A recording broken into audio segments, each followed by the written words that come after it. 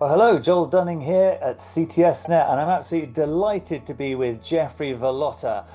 You're a clinical professor at the Department of Clinical Science in Kaiser Permanente and at USF School of Medicine. But the reason I was so interested to talk to you is that we were reviewing your JTCVS article on time to surgery in early stage non-small cell cancer, and we really wanted to explore more deeply sort of the content of this absolutely fabulous article. I think it's such great reading for thoracic surgeons worldwide. I was fascinated. I was really heartened by it, and I think it's got some really important messages for thoracic surgeons all over the world. So first of all, Jeffrey, thank you so much for joining us, and then tell us a little bit about what stimulated you to write this really important article.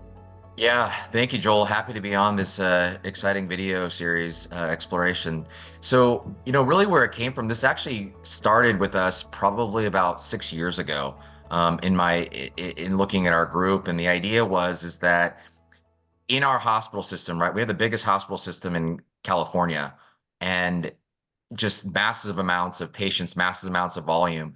I could see it maybe essentially being like in Europe, where it's not that there's a wait list per se, but it is trouble. We have trouble getting patients into the operating room in a timely fashion. But yet there were no metrics, and there are no national guideline recommendations, whether it be the NCCN, CHEST, BTOG, the European guidelines, RAND, Ontario, Canada. We looked at everything.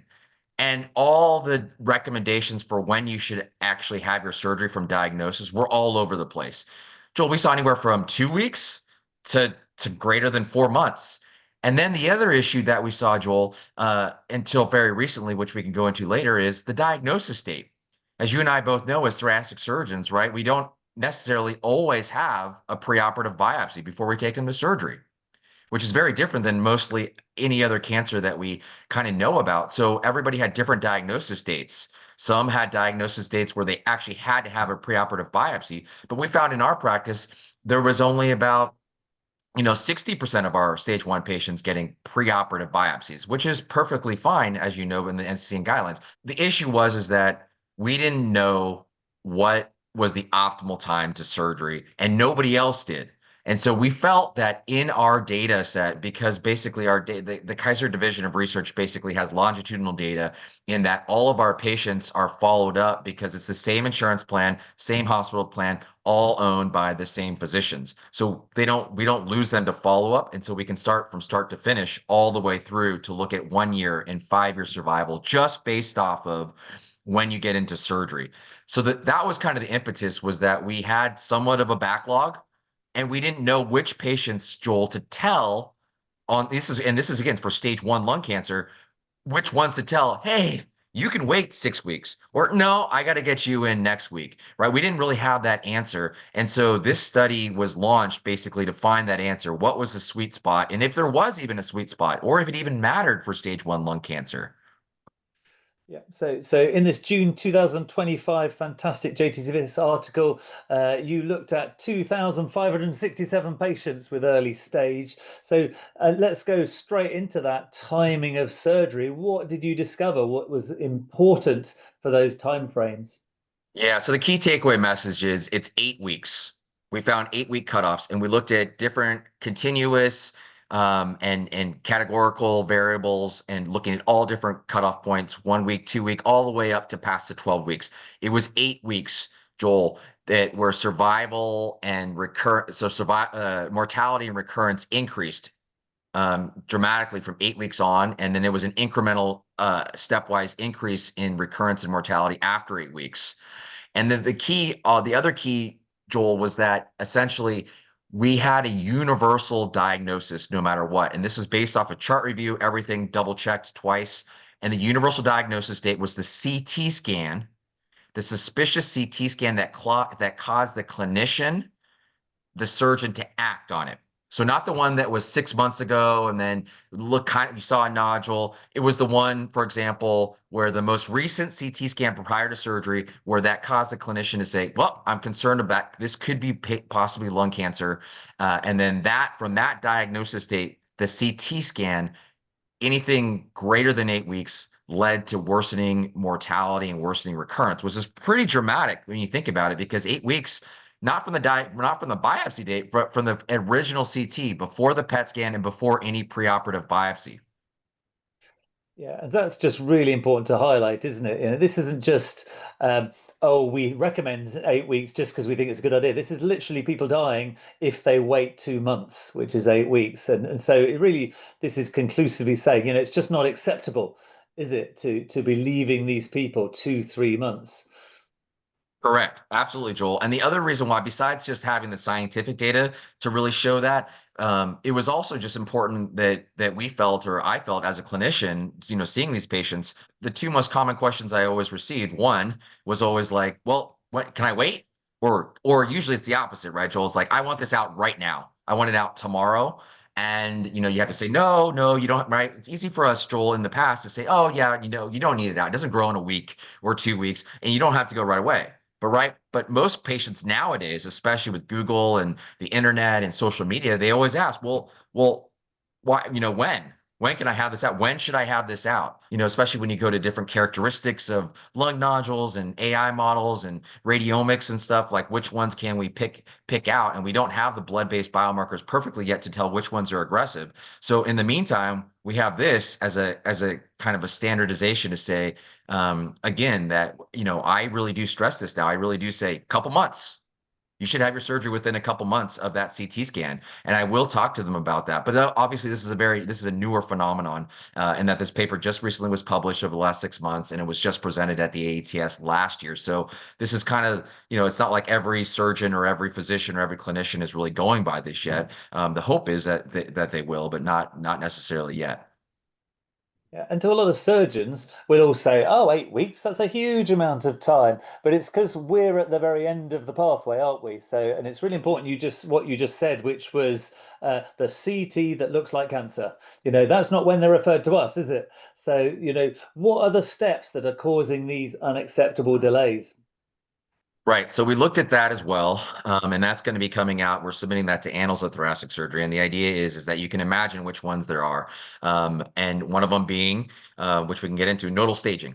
So preoperative EBUS and/or mediastinoscopy can be a delay. We found also that the PET scan and the PFTs were all in the greater than 8 week time to surgery group. So meaning the group that took longer, we saw significant delays in all three of those groups. So whether you got mediastinoscopy and or EBUS preoperatively, whether or not the PET scan being longer than 4 weeks, and then the pulmonary function test again being longer than 4 weeks.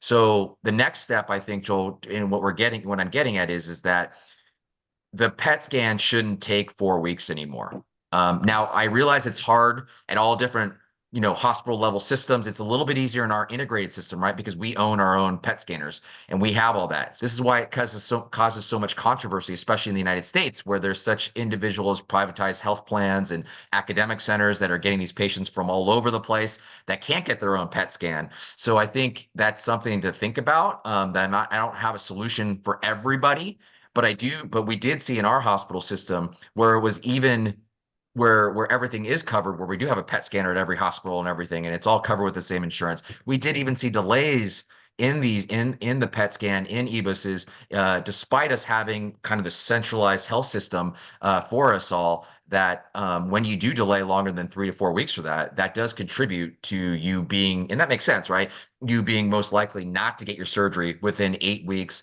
from that suspicious CT scan, which is problematic. And you bring up some very good points about, and you brought it up earlier as well. There are tests that people do and tests that maybe we don't do. So 60% of your patients are going to the OR without a tissue diagnosis. I don't think any of us would take a patient to theatre without a PET scan. But staging, what can be missed out and what can't be missed out? Maybe tell us a bit about staging and a bit more about that tissue diagnosis.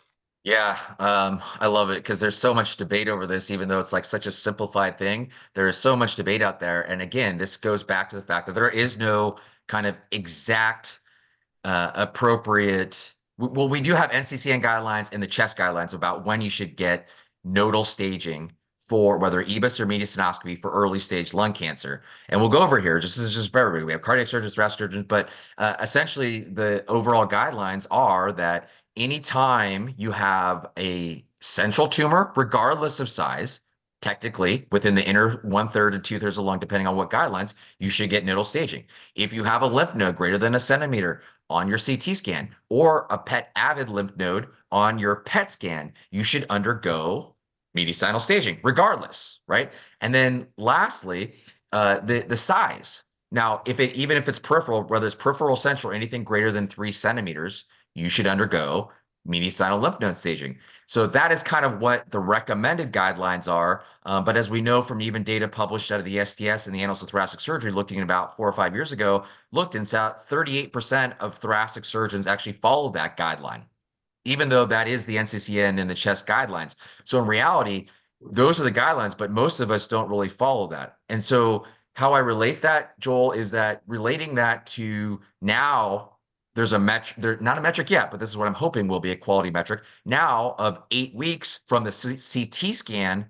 Maybe we don't have to do dogma of a 1 centimeter central tumor with a PET and CT negative lymph nodes to do mandatory mediastinal staging, because that's what our guidelines suggest and tell us to do, right? But in reality, if that takes a while to do and you're not going to be able to do it all on the same day of surgery and all of that, and you delay a patient with a 1 centimeter central tumor with PET and CT negative lymph nodes, and you delay greater than 8 weeks because you're waiting for the EBUS, you're waiting for IP to get interventional pulmonology to get the EBUS, should that be acceptable in patients that we potentially don't have to make sure stage?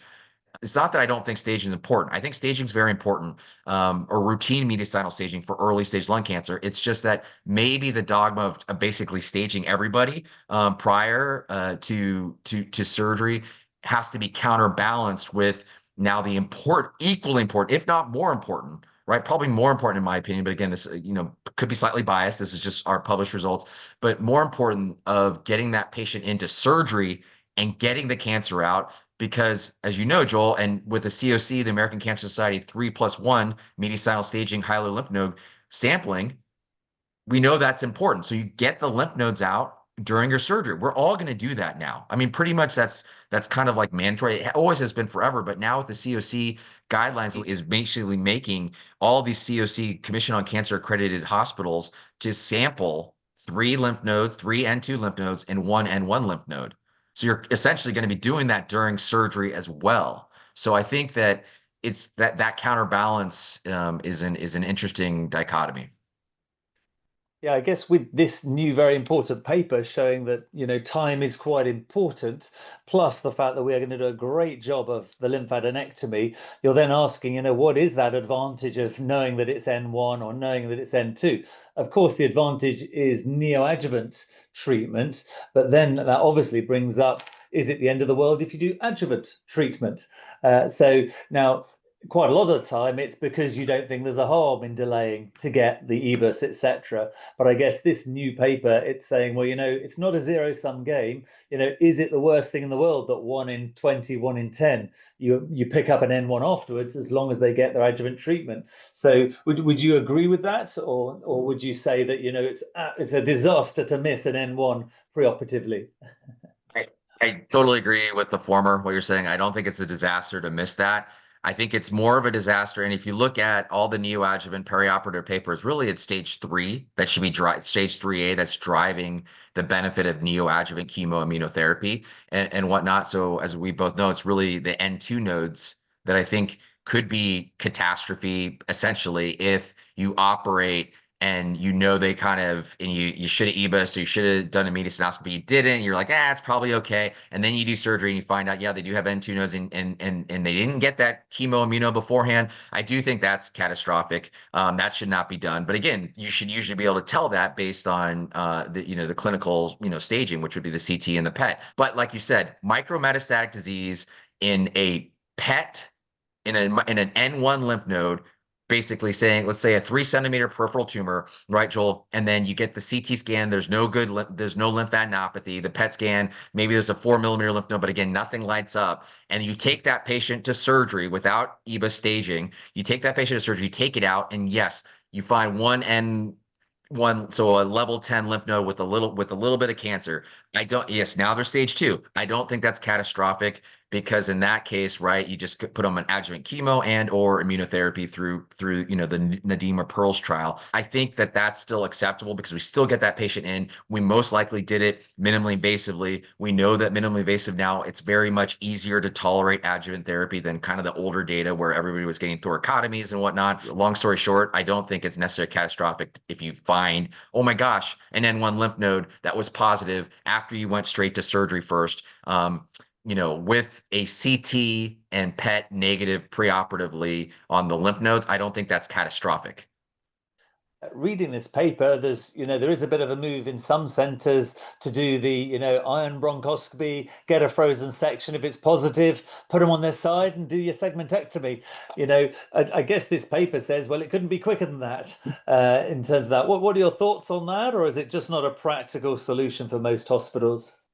Love the idea of kind of, of doing all that, doing, like you said, doing the biopsy stage and then flip them over and do their segmentectomy. And I think that would alleviate a lot of different things because you can essentially get the great staging, right? Get the staging in the 1 centimeter central tumor plus the diagnosis all at the same time and the surgery. Again, as long as the CT was, 8 weeks prior. Given that situation, I do know there are some centers doing that, particularly here in California. There's a couple centers down in Southern California that are trying to shoot for that. And I think that's an ideal situation that's not feasible everywhere right now. And in fact, I don't know how it is in Europe or in Asia, but in the United States, even at these high academic centers, very few can really do that consistently every time. Now, I know there's a bunch of people out there trying to make that the ideal program, ion bronchoscopy and EBUS all at the same time, and then flip them over and do the segment/wedge or lobe. But in reality, the majority of, say, other hospital systems, whether they're integrated healthcare systems or just their community setting, right? A lot of the United States is still just your community, regular, run-of-the-mill hospitals, whether it's private or public or county or whatnot. We don't have that capability to do all that and to do all that setting. But the other thing is, if you actually talk to these people and go and kind of observe them when they're doing that, you also have to take time in the operating room and all the and resources, because yes, you may get it all one and done, but that may take 4 to 5 hours to do all of that for, when you and I can do a VATS wedge and lymph nodes in 30 minutes. Right. So I think it's something to think about because the OR resource utilization, is that really feasible to do 2 of those like full combined cases, but only do 2 in one day versus you could do treat and cure potentially 5 or 6 early stage lung cancer patients in one day. So it's that push pull for me.